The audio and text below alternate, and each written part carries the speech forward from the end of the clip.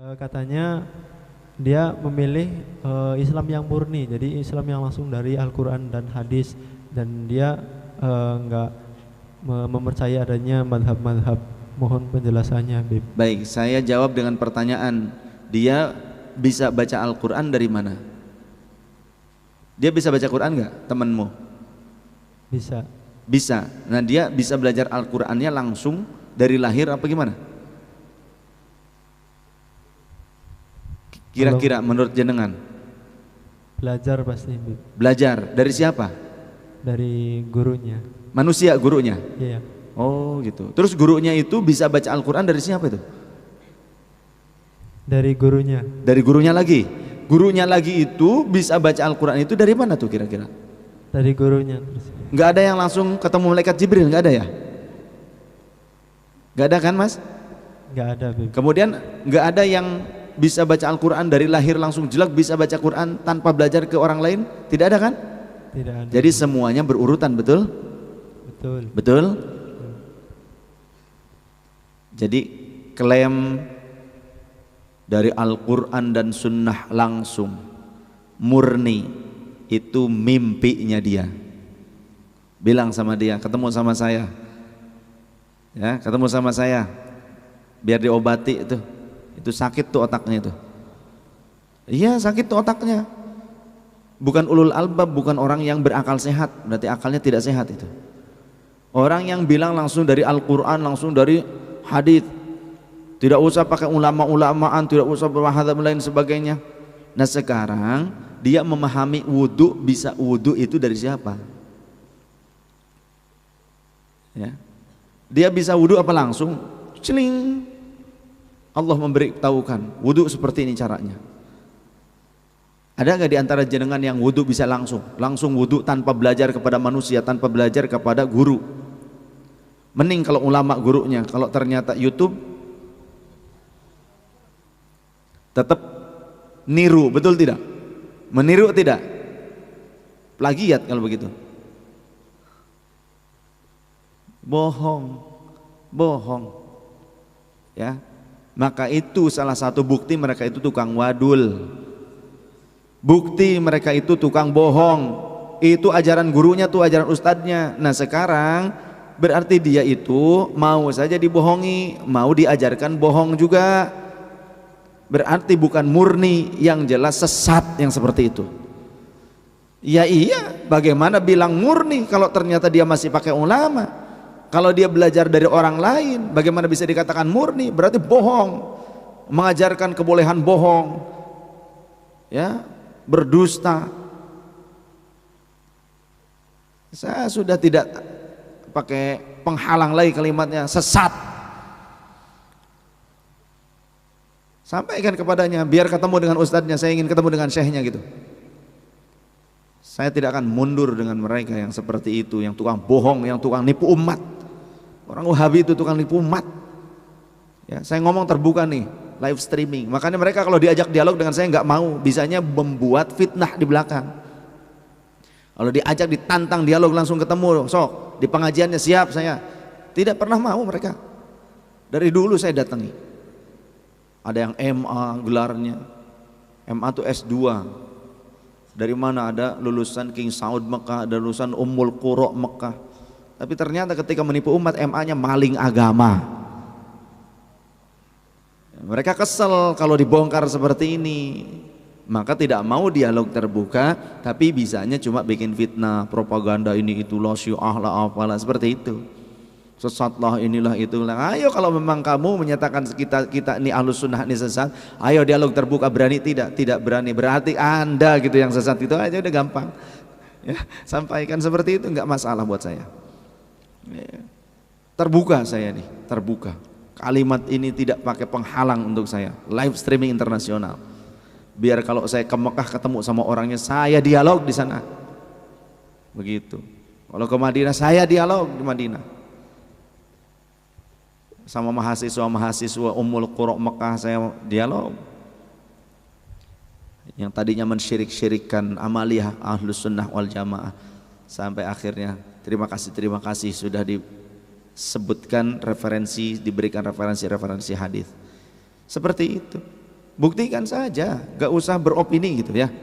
Suruh ketemu dengan saya, kumpul, kapan bikin satu acara, dialog terbuka, bahas. Kitab hadisnya harus dibawa, kitab tafsirnya harus dibawa, seperti itu. Jadi orang yang menyatakan merasa paling murni, tidak usah bermadhab, tidak usah lain itu segalanya, ternyata juga guru-gurunya bermadhab juga Hambali. Kemudian pakai mencatut makalah dari imam madhab. Imam Asy-Syafi'i dicatut makalahnya, Imam Ahmad bin Hambal dicatut makalahnya, berarti mereka juga bermadhab. Jadi bohong pengakuannya, langsung murni dari Al-Quran dan Sunnah tanpa bermadhab, bohong. Saya bisa buktikan, ala sholatnya ala sholat siapa nanti? Pasti bermadhab, betul tidak? Ala wudunya juga, ala pembatalan wudunya juga bermadhab, saya pastikan itu ya. Dan siapa yang berpikir imam madhab itu tidak sesuai Al-Quran dan Sunnah, sombong bener nih orang. Gak usah sama imam madhab, sama saya ayo dialog gitu aja, udah gampang lah. Ini dari dulu saya nantang, gak pernah ada yang mau. Sampai saya datang ke tempatnya, ke pengajiannya, gak pernah mau juga. Ketika saya ditantang untuk dialog di suatu masjid, saya datang bawa kitabnya, akhirnya gak jadi juga. Betul tidak? Banyak saksi ini. Kok nantang-nantang supaya tahu kebenarannya, supaya terbuka siapa yang dusta atas nama agama, siapa yang jujur menyampaikan agama, gitu saja. Kalau pembohong, kalau diajak dialog terbuka itu nanti ketahuan, maka mereka nggak mau untuk dialog terbuka. Kalau mereka bener, ayo mau harusnya, betul tidak? Terbukti mereka tidak mau karena mereka itu takut terbongkar kebohongannya. Itu jawabannya ya. Jadi orang yang menyatakan dirinya paling murni langsung dari Al-Quran dan Sunnah, pertanyaan yang simpel, dia belajar Al-Quran, pinter membaca Al-Quran saja bacanya, itu dari siapa? Kemudian mengerti Al-Quran itu dari siapa? Oh, dari Quran terjemah. Yang bikin terjemahan Quran siapa? Betul tidak? Nah, seperti itu. Bodoh orang yang ngaku dirinya itu paling murni dari Quran, dari Sunnah. Itu orang yang bodoh, mohon maaf. Jahlun murakkab, bodoh atau toloyo. Dia nggak ngakuin ulamanya, dia nggak ngakuin ustadznya. Nah, kita belajar Quran aja, belajar dari ulama kok, dari ustadz, dari guru ngaji. Betul ya? Nggak ada kan yang ketemu Jibril langsung dibacakan Al-Quran? Hadis langsung ketemu Rasulullah, ada nggak? Umat zaman saiki, zaman now, tidak ada. Lawang saya juga sesuai dengan sanad kok. Itu aja lah. Ya, itu jawaban untuk orang-orang yang mengaku dirinya paling Qurani, paling sunnati, yang paling murni. Jawaban telaknya, suruh dialog terbuka dengan saya, Quran dan Sunnah, tafsir dan hadis. Ayo dengan saya. Itu aja udah gampang. Titik, terbuka. Jangan cuma berdua. Ya, pernah saya datengin seorang ustadz yang MA, lulusan Universitas King Saud Mekah, Saudi. Universitas King Saud Saudi. Waktu itu di Blok Ilama, di Masjid Blok Ilama kejadian. Ketika kami datang, saya bawa kitab satu mobil.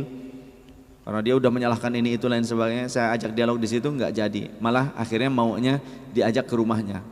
Akhirnya saya ke rumahnya sama Aiki, sama Pak Muhtar, sama Humaydi Abdillah yang sekarang di Tangerang, keponakannya Pak Abudin.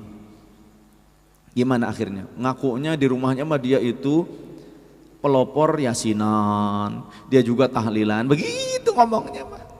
Ya, dulu di kompleks saya ada Ma'had Imam An-Nawawi yang punya Wahabi. Pada saat mereka datang ke rumah saya, ngakunya ngaku NU. So, kami juga kunut bib dan semuanya. Padahal mereka menyalah-nyalahkan masyarakat Blok M yang kunut, yang zikir jahar. Bohong, bohong. Tukang wadul, al-waduliyah, marganya itu al-waduliyah. Bohong. Mereka mencatut nama Imam An-Nawawi. Imam An-Nawawi siapa? Salah satu mujtahid tarjih madhab Syafi'i. Imam An-Nawawi sendiri menyatakan aku bermadhab Syafi'i. Imam An-Nawawi menyatakan demikian. Mereka mencatut nama Imam An-Nawawi, kemudian ternyata malah bertolak belakang dengan ajaran dari kitab-kitab Imam An-Nawawi. Saya datang ke Perumnas Karawang, kemudian Blok M, ya. Saya membaca kitab-kitab ini, mengajarkan di musola kitab-kitab Imam An-Nawawi, Al-Adhkar, Riyadhus Shalihin dan syarahnya. Kemudian juga Al-Majmu' Syarah Muhadzab 27 jilid diambil ya per jilid. Apa yang terjadi mereka? Keki akhirnya kaget, marah. Tapi nggak berani di depan saya marahnya, di belakang bikin propaganda opini ini itulah lain sebagainya. Tapi ketika saya ajak dialog nggak mau, nggak berani, minta maaf di situ. Saya nggak perlu sebutkan nama-namanya. Salah satunya yang menjadi pengajar dan juga yang menjadi penanggung jawabnya, pembimbingnya itu salah seorang ustadz dari pondok pesantren Albina, Wahabi itu Albina tuh, ya, yang masuknya si Bekasi, perbatasan Bekasi Karawang. Wahabi, dulu mah sebelum menjadi Albina, sebelumnya bukan Albina itu namanya, ya, masih Ahlus Sunnah dulu. Saya ngobrol dengan salah seorang mantan pengajar dari yayasan tersebut sebelum jadi Albina. Sebelumnya itu kan namanya tuh Darun Najah, An-Najah, ya, cabang dari Jakarta. Nah, salah seorang pengajarnya sekarang sudah menjadi salah satu imam di Masjid Raya Baitur Rahman Aceh, yang kemudian datang ke Jakarta ngundang saya untuk tausiah di Aceh, insyaallah di Masjid Baitur Rahman Aceh. Masjid Baitur Rahman Aceh, masjid raya yang selamat dari tsunami itu yang paling besar.